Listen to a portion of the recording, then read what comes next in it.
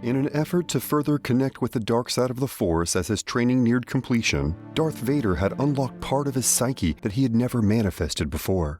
And the result was a kaleidoscope nightmare. Ghosts of his past, present, and future all collided in his mind, with shocking consequences and revelations. And that's when he saw it, his former master and his current master dueling. Obi-Wan Kenobi with his blue lightsaber drawn, and Emperor Palpatine in full fury, lightning cascading out of his fingertips.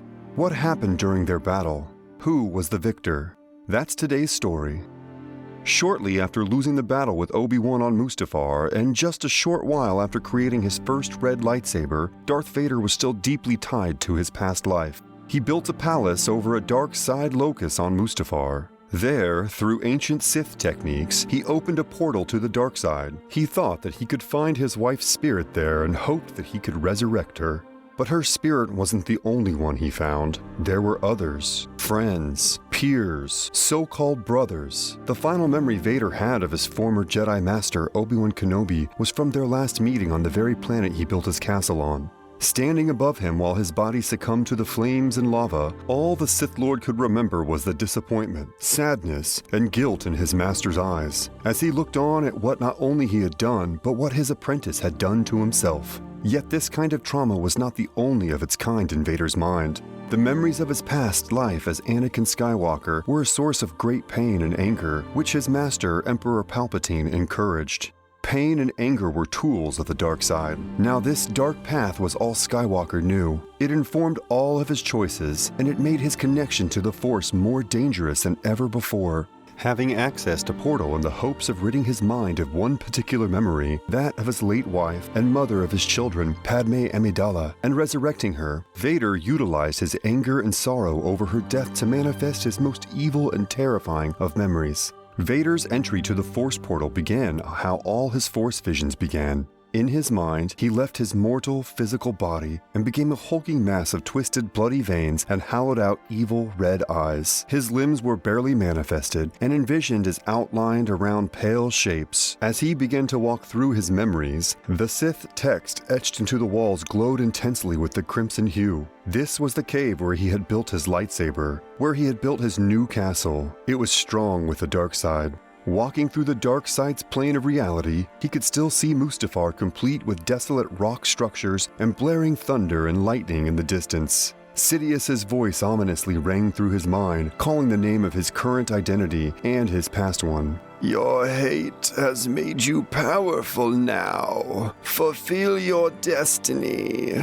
Making it toward a huge structure resembling his newly built castle, Vader approached a vision of his mother carrying him as a child.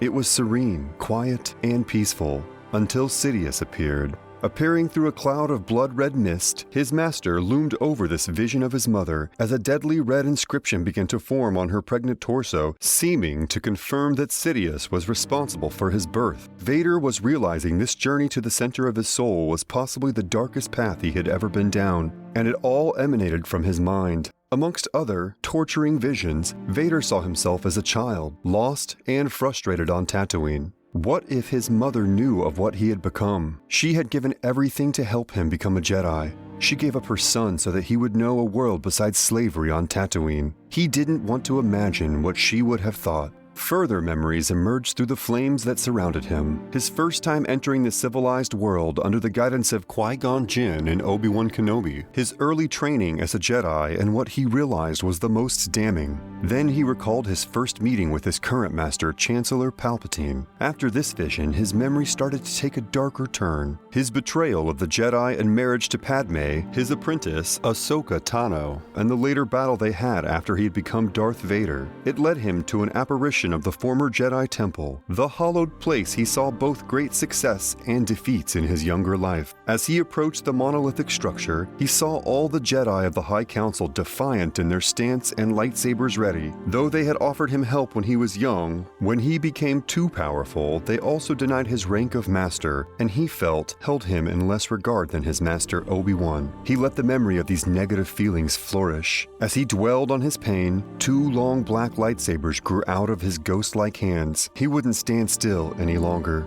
He leapt, both blades ready and prepared to strike down every last Jedi. In a huge, cathartic fight, he brutally murdered the knights that he felt betrayed him and left him out. But the fight didn't stop there. Entering the huge arches to the temple's grand staircase, he came across two figures at the top of the stairs. With Sith text and illustrations blaring all around him, he heard a mysterious but familiar voice boom through his mind. "I am your father." Then he saw the figures standing off against him were his current master, Emperor Palpatine, and his former Jedi master, Obi-Wan Kenobi. Suddenly, the tips of Palpatine's fingers began to crackle and burst with the embers of Force lightning. Obi-Wan engaged his lightsaber. Soon enough, all the bloody, dark figure of Vader could do was watch on as his two tutors battled atop of the staircase. Both competitors displayed as much skill as they had in their prime. Obi-Wan jumped and flipped in defense as Palpatine's aggressively launched whips of lightning towards him. If anything, they were far more brutal than Vader could recall. For every lightsaber hit or punch Kenobi landed on the Sith Lord, Palpatine responded with the lashing of lightning.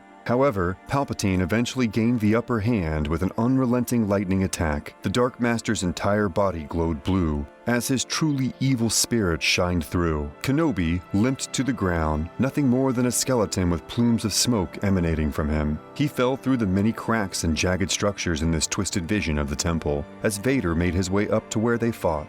However, he and his master remained in silence as Vader approached Palpatine. Grinning with pure evil, he put his hand out to prevent this apparition of his apprentice coming closer. Then, Vader revealed his true feelings. With his eyes glowing increasingly burningly red, he himself unleashed a tirage of Force lightning, this time a blood-red color that engulfed their entire temple. It coursed through his master, revealing his skeleton in greatest fear. Then, just like Obi-Wan, Palpatine limped to the ground in a fiery mess. The red blood veins that made up Anakin's figure in this vision curled and wrapped around him, but Vader did not look back at his master, nor at the destruction caused or even Obi-Wan. Though uncontrolled, this manifestation of his psyche was a huge amount of catharsis. All the hate he harbored toward the Jedi, all the hate he secretly held for his master Palpatine, exploded through in that moment. And his job was done. He walked on through the temple and came across who he was searching his mind for, Padme Amidala. Anakin's time in the Force portal revealed a lot about how he viewed his life. Filled with rage, he was also filled with regret. Besides his grand dreams of power and his hope to save his wife from death, he also suffered from a basic childhood wound. He didn't have a father, and he saw in Obi-Wan Kenobi and Darth Sidious two men that could fill that role for him. When the two Force wielders fought in the portal, the dark side won and Darth Sidious killed Obi-Wan, similar to how Sidious will be able to draw Anakin away from Obi-Wan in reality. Although we'll never get to see an actual fight between Kenobi and Palpatine, this battle in the Force portal on Mustafar was a satisfying display of the potential that such a fight would have. Perhaps even more satisfying because it led to Vader's own realization that he wasn't willing to be emotionally manipulated by Palpatine anymore, a step on the long road to eventually defeating his Sith Master on the second Death Star.